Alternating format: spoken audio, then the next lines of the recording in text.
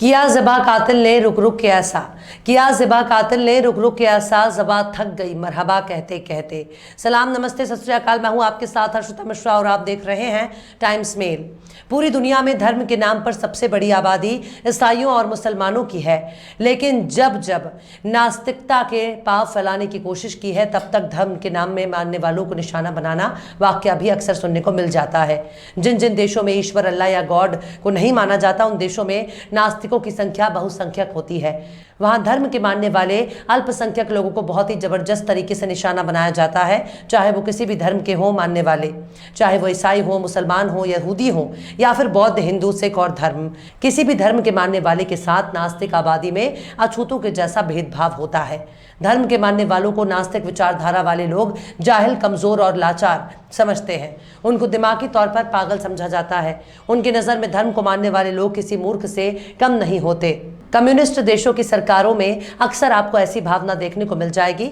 Media report से इस बात का पता चलता है कि कई ऐसे देश वजूद में आ चुके हैं जिनकी पहचान अब नास्तिक बहुल आबादी वाले देशों के तौर पर हो रही है, जबकि उन देशों की पहचान कभी ईसाई देश के तौर पर हुआ करती थी।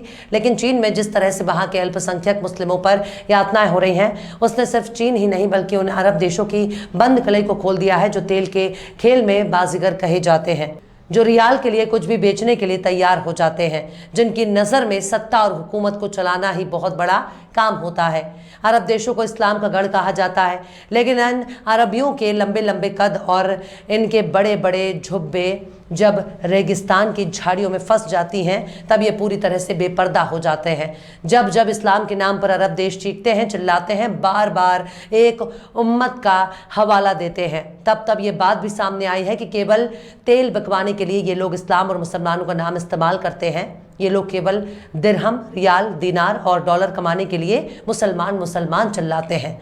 आज से कई दशक पहले पश्चिमी देशों ने जब फिलिस्तीन पर यहूदियों को बसाने का फैसला किया, तब अरब देशों ने इसका जमकर विरोध किया। तब अरब और इजराइल में बहुत बड़ा जंग भी हुआ था। अकेले नए नवेले इजराइल ने अरब के देशों को धूल चटाकर मैदान से भगाने पर मजबूर कर दिया था, और तो और उनके कई इलाकों पर कब्जा भी कर लिया। अरबों के इस हार की सबसे बड़ी वजह यह थी कि यहूदियों के पास रहने के लिए कोई अपना देश मौजूद नहीं था, इसलिए उन्होंने बहुत ही शिद्दत के साथ अरबों से जंग लड़ी और अरबों को शर्मनाक हार हुई। इसकी दूसरी वजह यह भी मानी जाती है कि यहूदियों ने खुद को हज़रत मूसा की औलाद के तौर पर पेश किया। इसको लेकर कुछ इस्लामिक स्कॉलर ये भी दावा करते हैं कि जब अरब और इजराइल के बीच में जंग हुई तब यहूदियों ने अपने आसपास के अरबी देशों को फिरौन की औलाद कहना शुरू कर दिया। इस्लामिक स्कॉलर ये भी दावा करते हैं कि इजराइल के यहूदियों ने पड़ोसी मिस्र के अरबों से कहा कि ए फिरौन की औलादों, आज तुम्हारा मुकाबला मूसा की औलादों से है, इसलिए खुदा हमारे साथ है, चूंकि इतिहास गवाह है कि मूसा की औलादों का अल्लाह ने हमेशा साथ दिया है। इजराइल से जंग के दौरान अरब वाले खुद को केवल अरब समझ रहे थे, इसलिए इजराइल ने अरबों पर फतह हासिल कर ली।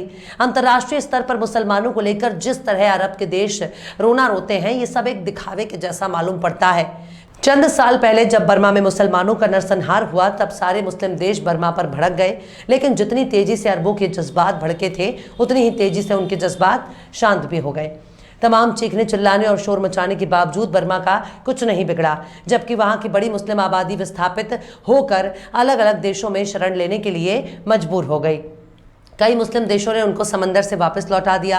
अनगिनत मुसलमान समंदर में डूबकर मर गए, जबकि बर्मा में इतने बड़े नरसंहार पर तमाम मुस्लिम देश केवल शोर मचाते रहे, बर्मा को धमकी देते रहे, जबकि बर्मा का रो भी नहीं हिल सका। सोशल मीडिया पर हमारे पड़ोसी देश पाकिस्तान ने बाकायदा बर्मा पर हमला करने की अफवाह भी फैला दी थी, लेकिन जबकि सच्चाई सामने आई तमाम दावे मुंगेरी लाल के हसीन सपने साबित हो गए।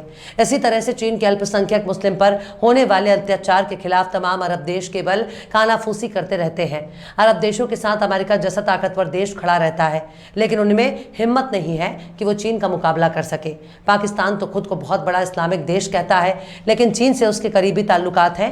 ना तो पाकिस्तान मुसलमानों पर हो रहे इस जुल्म के बारे में बोलता है और ना ही अरब के देश कुछ बोल पा रहे हैं। लेकिन यूनाइटेड नेशन की ताज़ा रिपोर्ट बता रही है कि चीन के शिनजियांग इलाके में धार्मिक अल्पसंख्यकों को बुरी तरह से शिकार बनाया जा रहा है।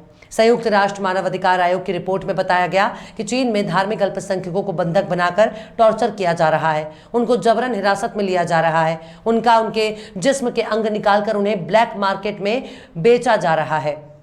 यहां तक कि इस रिपोर्ट को पढ़ने के बाद पता चलता है कि चीन में धर्म के मानने वालों के साथ हो रही इस तरह की हैवानियत ने बहुत कुछ सोचने के लिए मजबूर कर दिया। एक तरफ जिन देशों में धर्म के मानने वालों का बोलबाला है, उन देशों में धर्म के नाम पर कंपटीशन चल रहा है। वहां के लोग एक दूसरे को आग दिखा रहे हैं, जबकि जिन देशों में धर्म गुनाह बन चुका है, वहां धर्म के मानने वालों के साथ कितना बुरा बर्ताव किया जा रहा है। आखिर कैसे चीन में मुसलमानों पर हो रहा है अत्याचार? आखिर कैसे धर्म को मानने वालों के साथ चीन में हो रहा है बुरा बर्ताव? आखिर कैसे चीन में अल्पसंख्यक मुसलमानों के साथ हो रही है हैवानियत? आखिर कैसे मुस्लिम देश होते जा रहे हैं बेनकाब? बताएंगे आपको और भी बहुत कुछ। लेकिन आप अगर हमारे चैनल पर नए हैं और पहली बार हमारी वीडियो को देख रहे हैं तो आप हमारे चैनल टाइम्स मेल को सब्सक्राइब कर लें, वीडियो को लाइक कर दें और बेल आइकन का नोटिफिकेशन बटन भी प्रेस कर दें ताकि बिना देरी हमारी हर खबर आपको मिलती रहे। लौटते हैं अब खबर की तरफ। चीन के शिनजियांग इलाके में उइगर जातीय और धार्मिक अल्पसंख्यक हैवानियत का शिकार हो रहे हैं। ये बात का खुलासा संयुक्त राष्ट्र मानवाधिकार आयोग की आई रिपोर्ट से हुआ है। रिपोर्ट में कहा गया है कि यहाँ लोगों के मानव अधिकारों का उल्लंघन किया जा रहा है, उन्हें बंधक बनाकर टॉर्चर किया जा रहा है। यूएन की रिपोर्ट में कहा गया कि शिनजियांग में लोगों को हिरासत में रखा जा रहा है और उनके अंग निकालकर ब्लैक मार्केट में बेचे जा रहे हैं। इन लोगों के साथ जेंडर और सेक्सुअल वायलेंस भी हो रहा है। बीबीसी का कहना है कि यूएन की ये रिपोर्ट काफी पहले आ चुकी थी, लेकिन चीन इसका विरोध करता आ रहा है। चीन नहीं चाहता था कि ये रिपोर्ट सामने आए। चीनी सरकार का कहना है कि इसे पश्चिमी देशों के नजरिए से बनाया गया है। चीन का मानना है कि ये रिपोर्ट चीन की छवि खराब करने के लिए बनाई गई है। चीन के विरोध और दबाव के बावजूद इस रिपोर्ट को पब्लिश किया गया है। चीन पर हमेशा से ही उइगर जातीय और धार्मिक अल्पसंख्यकों पर अत्याचार करने के इल्जाम लगते रहते हैं।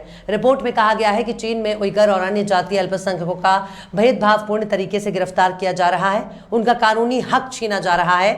इसे मौलिक अधिकारों पर प्रतिबंध के रूप में देखा जा सकता है, जो अंतर्राष्ट्रीय अपराध है। रिपोर्ट में चीन के vocational education and training centre and psychiatric हॉस्पिटलों में हो रहे इलाज पर गंभीर सवाल उठाए गए हैं। एक ह्यूमन राइट ग्रुप ने दावा किया था कि चीन पॉलिटिकल प्रिजनर्स और एक्टिविस्ट को मनोरोगी हॉस्पिटल में सजा दे रहा है। रिपोर्ट में कहा गया कि साइकेट्रिक हॉस्पिटल में भर्ती किए गए विक्टिम्स के साथ मारपीट की जाती है, उन्हें इलेक्ट्रिक शॉक दिया जाता है, कई बार तो उन्हें महीनों तक कमरे में बंद कर दिया जाता है। चीनी सरकार के अधिकारी डिटेंशन सेंटर में अल्पसंख्यकों को कैद करके रखते हैं, यहाँ उन्हें जबरन दवाइयाँ देते हैं, उन पर परिवार नियोजन और बर्थ कंट्रोल नीतियों की भेदभावपूर्ण नीति लागू की जाती है, उनका जबरन नसबंदी किया जाता है। यूएन मानवाधिकार आयोग की कमिश्नर मिशेल बाचेलेट के 4 साल का कार्यकाल पूरा होने के 13 मिनट पहले जारी किया गया।